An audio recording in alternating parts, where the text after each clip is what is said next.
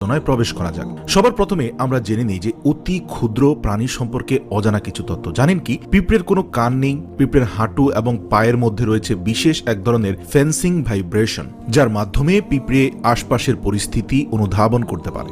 এবং একটি মজার তথ্য হলো যে যদি মানুষের পরে পৃথিবীতে দ্বিতীয় কোনো বুদ্ধিমান প্রাণী থেকে থাকে তাহলে সেটা হচ্ছে পিঁপড়ে। অন্যান্য সমস্ত পোকামাকড়ের মধ্যে সব থেকে বড় মস্তিষ্কের অধিকারী এই পিঁপড়ে। এবং আরো একটি গুরুত্বপূর্ণ তথ্য হলো পিঁপড়ের শরীরের ওজনের চেয়ে তারা তাদের থেকে 20 গুণ বেশি পর্যন্ত ওজন বহন করতে সক্ষম। এবং আরো একটি আশ্চর্যজনক বিষয় হলো মৌমাছিদের মতো পিঁপড়েদেরও একজন রানী থাকে, যার থেকে লক্ষাধিক বাচ্চা জন্মগ্রহণ করে। এবং এই পৃথিবীতে সব থেকে বেশি সংখ্যক যে প্রাণী রয়েছে সেই প্রাণীটির নাম হলো এই পিঁপড়ে। এবং আরেকটি অবাক করা তথ্য হলো পিঁপড়ারা জীবনে কখনোই ঘুমায় না। এরা জলের তলদেশে অর্থাৎ পানির নিচে 24 ঘন্টা পর্যন্ত বেঁচে থাকতে পারে। এবং আরেকটি তথ্য শুনলে আরো অবাক হবেন, সেটি হচ্ছে